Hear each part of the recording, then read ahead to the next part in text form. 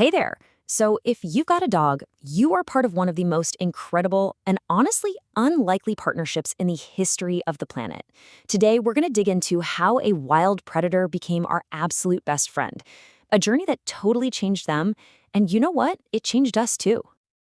Right, we've all heard this saying a million times, and there's a really good reason for it.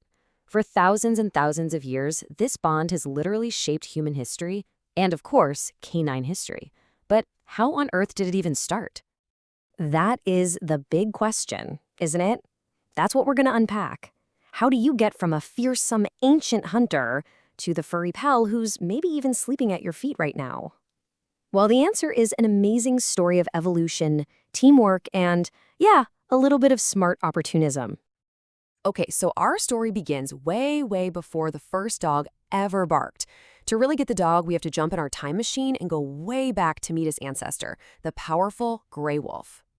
Let's get one thing straight right off the bat, because it's pretty mind-blowing. Your adorable little pug and a wild gray wolf, they are not just related, they're basically the same species. See, dogs are technically Canis lupus familiaris, which is just a fancy way of saying they're a subspecies of the gray wolf. The DNA doesn't lie. Every single dog on this planet can trace its family tree right back to that one ancestor. And when you look at the differences, wow, they are just staggering. A wild wolf runs purely on pack instinct, right?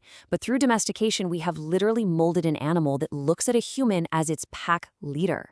In fact, a lot of dogs keep those puppy-like behaviors their whole lives, which is a huge, huge part of their bond with us. Now, this whole transformation, it didn't just happen overnight, not even close. Some theories suggest that the first genetic split from wolf populations might have happened over 100,000 years ago. The first real archaeological clues we have of domestication, those pop up around 30,000 years ago. And by 12,000 years ago, the process was in full swing. We're talking about a seriously ancient partnership here. So how did it all go down? Well, the most popular theory is that it was kind of like a slow dance. You had boulder wolves hanging around human camps, looking for scraps, and humans, being clever, realized, hey, these guys are actually a pretty good alarm system. Over time, some pups were probably raised right inside the human community. And for generation after generation, we favored the ones that were the most friendly, the most obedient.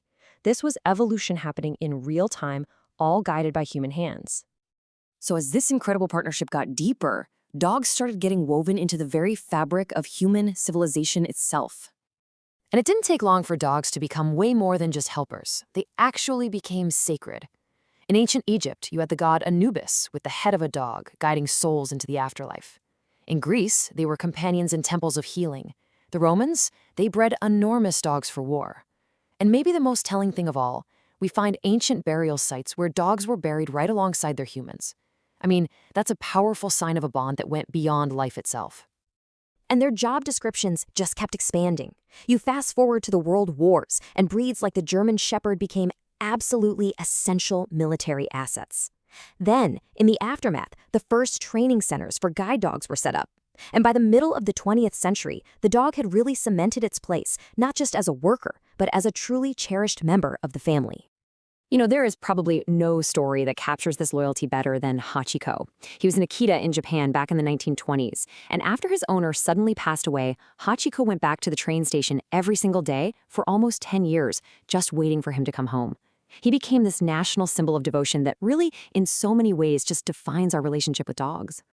This incredible partnership also gave humans a brand new superpower, the ability to reshape the dog itself. So that begs the question, right? How did we get from just one wolf ancestor to the hundreds of completely different breeds we have today? The answer is something called artificial selection. And it's actually a pretty simple idea, but it's incredibly powerful. So humans pick out a trait they like, let's say a smaller size or specific skill for hunting. Then they only let the dogs that have that trait breed with each other. From their puppies, they again pick the ones that show that trait the best, and they just repeat the process. You do that for enough generations, and boom, those characteristics become locked in, creating a brand new, distinct breed. And the results of this process are just wild. I mean, look at this. You can see the skull of an ancient wolf right next to the skull of a modern chihuahua. That's not just a difference in size. That is a complete re-engineering of an animal's entire biology. All of it driven by what we humans decided we wanted. But And this is a big but.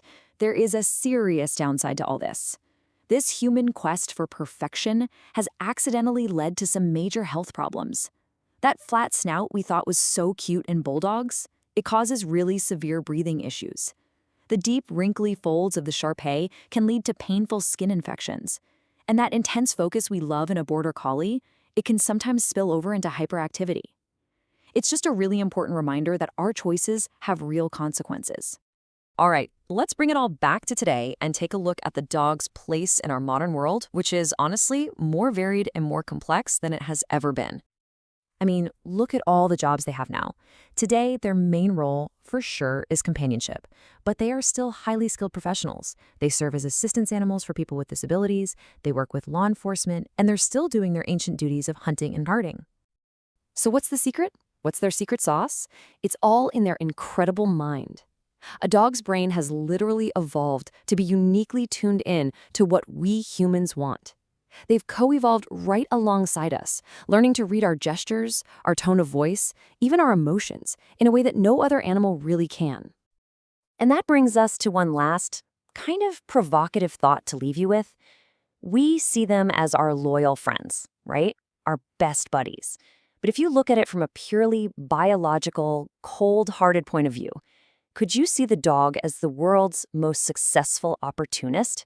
An animal that's so perfectly hacked into our human need to nurture that it guaranteed itself food, shelter, and safety all across the entire globe. It's definitely a challenging way to look at this ancient and endlessly fascinating relationship.